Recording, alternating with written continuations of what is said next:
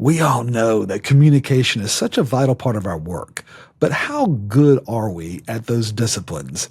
We have to simplify. We have to find a wisdom in how we communicate.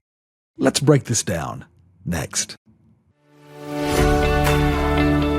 Welcome to the Educators Among Us podcast, where we share motivational messages and inspiring stories for and about educators. Your host, Scott Barron, is author of the critically acclaimed book, Love 'Em and Lead 'Em, and provides powerful insights and wisdom for those who heed the call to teach, coach, lead, and serve at all levels of education.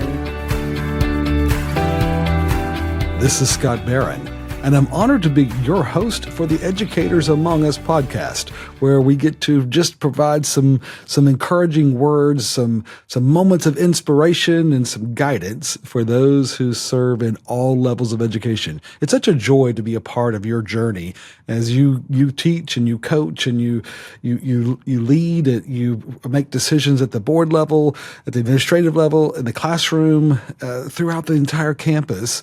We're just so thankful for the leaders that step into the moment. You know, they take responsibility for helping others, helping them on their journey, helping them discover and learn and become all that they were created to be. Wow, what a privilege it is to be a part of that work. You know, we sometimes take that for granted, right? We get to change lives. We get to pour into their lives and help them find new direction and not only achieve their dreams, even to figure them out. And that's quite a privilege. And so we're thankful for you and all the things that you do in all different roles that you play. A lot of educators wear a lot of hats. And that's a big part of what we are responsible for as we move into, in the United States, we're moving into a new school year and things are cranking up. We've had the privilege of leading different workshops around the country for different, for faculty and for leaders and for administrators, for board leaders, et cetera. And we're actually in Portland today and able to share some things here that are happening in Oregon. And so it's just a joy of our work and through what we do with School Growth as well as Educators Fellowship. And so just grateful for this opportunity to be a part of your life and hopefully give you some words of insight. And today we'll share you a story. We were actually in this little town on vacation. We'd had some friends and family come into town, and we'd gone to a small area nearby, and they have some cute shops and restaurants and things, and it was hot.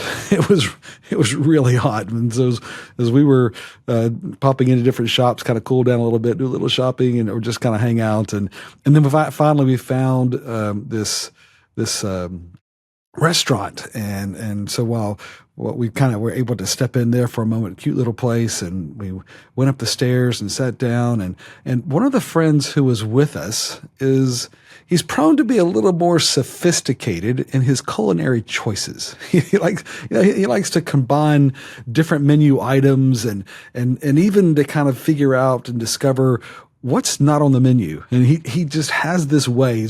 He's very talented in this way. And it's fascinating to watch him. But he kind of started down that path. And after describing to our waiter what he wanted as his meal, there came a smile. The waiter kind of cocked his head a little bit. He smiled, and there was this long pause. And then his response was, "Hey, wait, let's break this down." And when he said that, our entire table just erupted in laughter. I'm sure we disturbed the restaurant, but it was hilarious just to see the look on his face and the perplexity. And he wanted to get it right. Right now, he wanted to get it right, and so he didn't just kind of write something down and then hope. He actually took the time. He paused. He said, "Wait. Let's break this down," right? And so then he reviewed the order and began to make sure that he had it just right. And that's a really important part of our journey as educators. Sometimes we have to pause, right? We have to pause and get it right. One ought to take care to write, said Quinlan.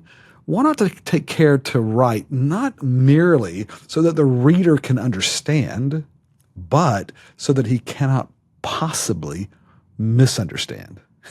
Imagine if all of our communications from the school were written in a way that our faculty, our families, it was written in a way that they merely don't just understand what we're saying, but they couldn't possibly misunderstand it. Now that would take some work, right? And so that's the commitment that we're kind of thinking through today is, how do we do that? How do we communicate and begin to master the disciplines of communication? Because that is one of the most important elements of training, of professional development, of growth for anyone. Every single educator should have on their growth plan. We like to say, hey, every educator ought to have an IEP, right? An individualized education plan.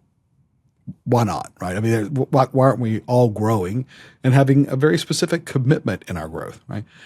Every growth plan for every educator has to include an element of mastering the disciplines of communication, right? Because the school ecosystem is so complex.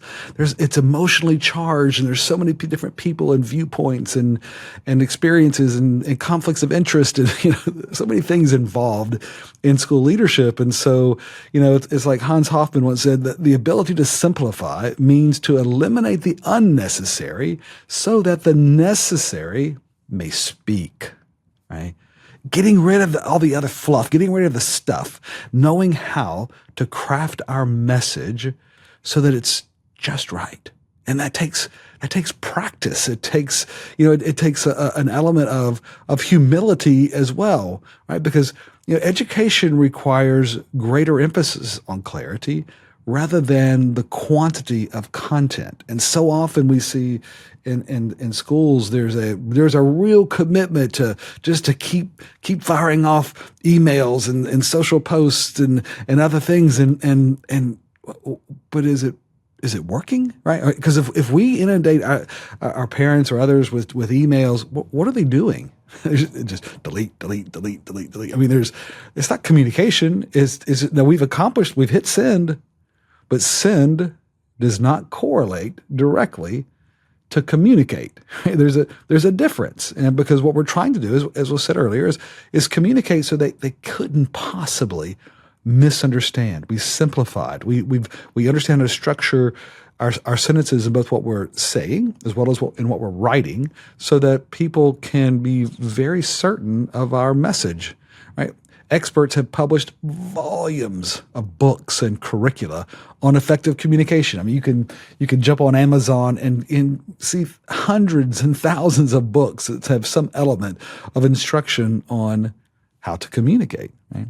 And yet so many bright futures are stunted due to the underdeveloped skills and habits of communication.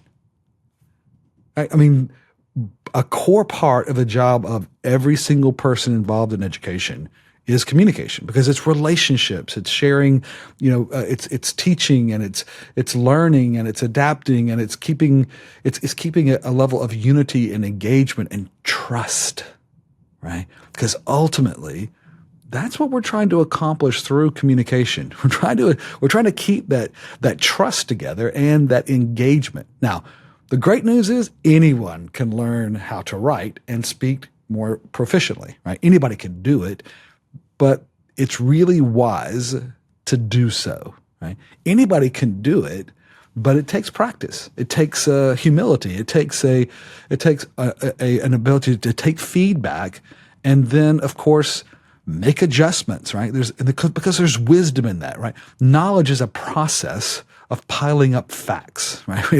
Knowledge is learning sort of what is and how things connect, but wisdom lies in their simplification. That's what Martin Fisher said. Wisdom lies not in the knowledge, but in the simplification of knowledge, the ability to communicate it in a way that makes it understandable and then actionable by others. So let's break this down. As our waiter said, let's break this down. Wait, none of us are as good at communicating as we think we are.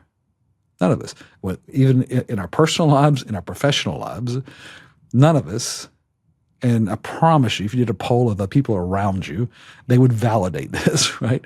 None of us are as good at communicating as we think we are, right? So some, if you're going to be effective at communicating, you got to remember first, the first version of a message is always the worst version, right? The first version is always the worst version. So learn to edit.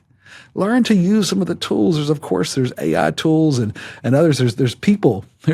People are really good editors because sometimes they understand the voice, they understand the context, which it's really hard sometimes for that to be automated, to hear how people within your community are going to hear messages and what's the best way to structure that message. Being able to go through now. Some feedback on that editing is constructive and some not. You have to pick your sources, of course, right? But we want to make sure that we're not just sending the first thought out, because that's not a great way to communicate. Just because it was said doesn't mean it was heard, nor heard correctly, right? Just because we said it doesn't mean it's been communicated. Sometimes we have to repeat our messages. Sometimes we have to adjust our message. Sometimes we have to see, well, how did they hear that? What did they hear? And then how do I ensure that, how do I verify that the message has gotten through, right? So just because we said it doesn't mean it's heard correctly. So verify that what you're saying is the intent is being received, right? Avoid the big words that make me look smarter, that trap of academia, right? Avoid the big words make me look smarter trap. Right? Don't fall into that. I mean, it may look good on a dissertation or paper or something else, but man, when you're talking to people, simplify, right? Keep it simple. Try to find ways of not using the big words. Talk to an audience that might be of a younger age and try to get it through in a way it's not condescending, but it is we're not caught in our own head and with a confirmation bias of all the intent in the message. Bring it down. Bring it down to levels that it even seems like it's oversimplification. Keep bringing it down to a level that gets the message through with the right tone, with the right outcomes as well, right? Also remember that timing and order of delivery, they mean as much as the message itself. Right, so stay disciplined. And there's a time of how messages are shared in terms of the different audiences that you have. You have different levels within your ecosystem that you have to respect, because one of the laws of the grapevine that we know is that the order in which we share information has a direct impact on the relationship and the respect in our connections with our people, right? So knowing how to time, knowing how to order or sequence your messages is vital to developing these skills and sustaining this trust, right? That's the key, right? And then remember that practicing to become more effective communicators is prerequisite for our success. In our curriculum, we have certain prerequisites. You have to take this class before that class, and you have to kind of do things in order. Because why? Because it scaffolds up, it builds up. Hey, in your leadership, in your relationships, you need trust and confidence. You got to have it, and to be able to build that, it's prerequisite. It's required ahead of time that you practice to become a more effective communicator in written and verbal and other forms, even in the nonverbal body language pieces, right? Knowing how to master these disciplines of the communication will make or break you. It's that important. And so as you're going through this year, be aware of that. Incorporate that into your growth plan as you're planning for your priorities and what you're reading and what you're studying, what you're working on, because it's very important. This closing thought. Be remarkably clear with your messages this week, my friend, utilizing the wisdom and the humility that distinguish gifted educators like you. You make a difference, but being able to communicate effectively, man, that's the key. Don't let the adornment be merely outward. Don't let what makes us great be just on the outside, right?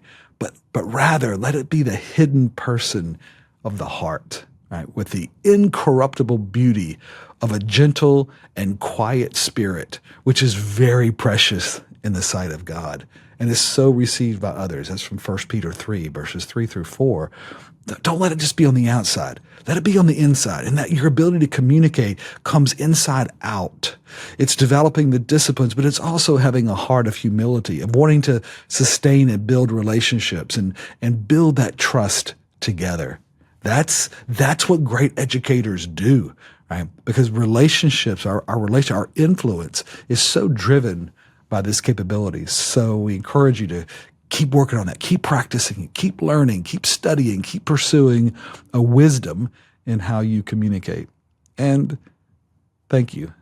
Thank you for what you do for so many other people. The impact of educators is felt for years and decades and generations. And so we have to be ready. And that's the hard part about our work is we have to sustain our energy. We have to sustain our engagement, our commitment, our trust, and we have to sustain our skills in order to adapt and to enable our students and ourselves to be our best. We have to find new ways, and sometimes it's hard when we have to adapt our methods and even sometimes our location, but change is something that we're actually pretty good at. Sometimes we complain about it, but we can do this, and we've got some exciting days ahead in education as we move into a whole new phase of the way schools operate and instruction happens and our relationship with our community. There's a lot of dynamic factors that are coming, and we're ready. We've got this, and so we stand ready to also, especially in how we build relationships and communicate. Hey, a closing question to consider as you're going through this week. Did I do my best to break it down today? Did I do my best to break it down today? Thank you for what you do. Love him and lead him, my friend. This is Scott. Thank you for joining us for the Educators Among Us podcast and for your courageous commitment to this noble calling. We get you and the challenges of this work. To stay connected with this community, be sure to subscribe to our podcast and weekly encouragement at educatorsamongus.com.